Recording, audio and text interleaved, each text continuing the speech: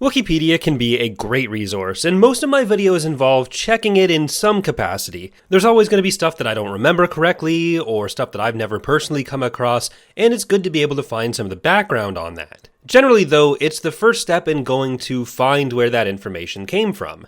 But today, while I was doing some digging, I found what might be one of the least correct paragraphs of all time. In the government section on the Legends page for the Galactic Empire, it said, quote, "The Galactic Empire was actually more decentralized than the Galactic Republic. Systems were grouped in sectors, and sectors in turn into oversectors. These were controlled by the Moffs and Grand Moffs, who exercised power in the disparate regions of the galaxy. This was in contrast to the structure of the Galactic Republic, which placed senators in control of their respective sectors. The planets of the Empire were no longer given a say in the government, but were now kept in line through fear of force." You should always double-check any information you learn anywhere online, whether on Wookieepedia, Wikipedia, in my videos, or yes, even on Twitter. But rather than just talking about the dangers of unsourced information like this in general, since you'll notice there's no little citation footnotes, I think this paragraph, which I have now deleted from the site, has a lot of stuff worth picking apart on its own, aside from just the general contradictory nature of the first sentence saying it was more decentralized, with the last sentence saying planets, i.e. local levels of government, were no longer given any say. That sentence, in fact, seems to be an entirely different thought from the rest of the paragraph, so I don't think it was added by the same person and we're mostly going to ignore it. I don't really have any fundamental issues with that one. So let's start with the second and third sentences. Systems were grouped in sectors, and sectors in turn into oversectors. These were controlled by Moffs and Grand Moffs, who exercised power in the disparate regions of the galaxy. While on its own this information is fundamentally true, as presented, it's being said to support the idea that the Empire was more decentralized, and then contrasted in the following sentence with how things allegedly worked under the Republic. The first problem here is that sectors already existed under the Republic. That is how representation was already distributed. It's fine background information, but it's being implied here to be part of a distinction in the different levels of government, which doesn't really do what this paragraph is purporting it to do. Oversectors technically did exist under the Republic as well, but only in the final years, and they, as well as Moffs, were created as a way to unify military command structures within the sector armies of the Republic, and bypass more local authority during the Clone Wars. So in terms of sector governance as it existed under the Empire with Moffs and the way sectors were handled, it was actually a result of increasing centralization, not a sign of more decentralization. It is also worth noting at this point that centralization and decentralization, and then authoritarianism versus democracy, or even executive versus legislative power, is not necessarily all along the same axis.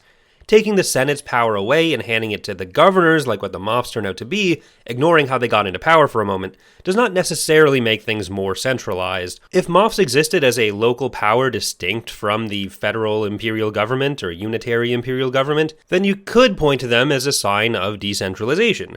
The important difference, though, is that while Moffs and Grand Moffs may have governed local areas, that is not the same thing as power having been devolved to a local level of government. Moffs were top-down appointments, and they existed as members of the executive branch of what was in practice a more one-level, unitary government at this point, rather than the Republic's federal system.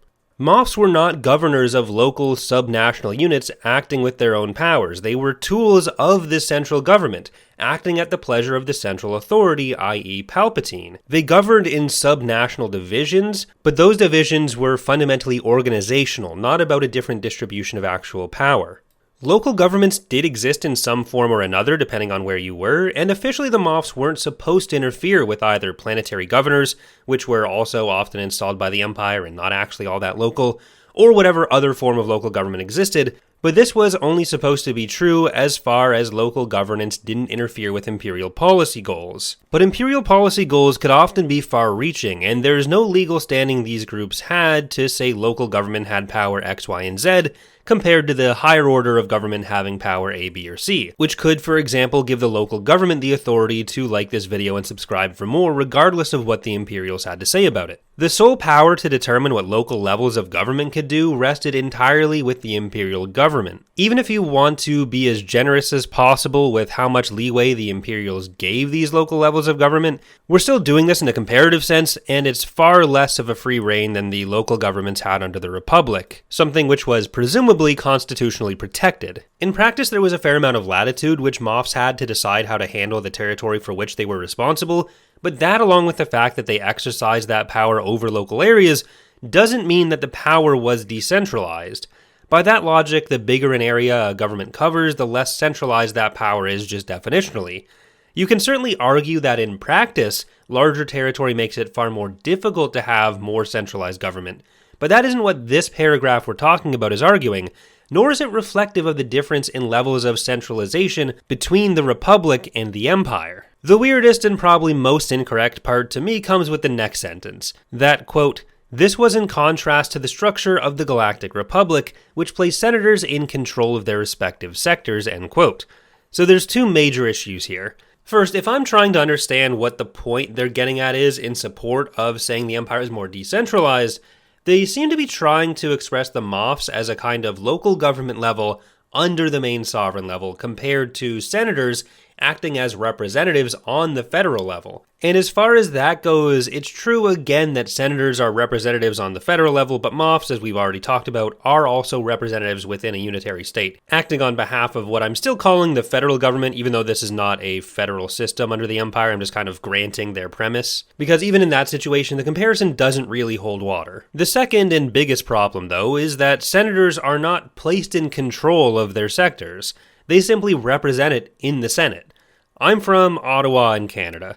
My MP at the federal level does not govern my riding, my city, or my province. They represent it in the federal legislative body. The same goes for senators in the Republic. Padme, as Queen of Naboo, was a leader within the local government of Naboo. When she became a senator, she went to the Senate to represent Naboo. She didn't become a governor of Naboo on behalf of the Republic. There were some planets or sectors which sent a person with local executive power of some sort, like an active king, to be the representative in the Senate. But this was one person performing two roles, not the default nature of the position of a senator. And in these situations, the power kind of flowed in the reverse direction, where their position within the federal government came from the local level of government. It wasn't something the Republic imposed upon the local levels. There are certainly ways in which these local levels could use that representation to kind of overrun other local levels of government or other local species. I've talked about that in prior videos. This isn't to say that the Republic was good at everything, just that it wasn't a more centralized government, and the senators didn't control the sectors, certainly not on behalf of the Republic. So no, I don't think the Empire can be described as less centralized than the Republic, certainly not for the reasons this paragraph describes at least. None of this is to just generally attack Wikipedia. Again, I use it all the time and it can be a great resource. But just like everything else you read or hear, you need to try to think about what's being said, why it's being said, and whether that is actually supported by anything, rather than just running off with a screenshot of it to win an internet argument. That's going to do it for today though. Hope you enjoyed whatever this was. Thank you for watching, and I hope to see you next time.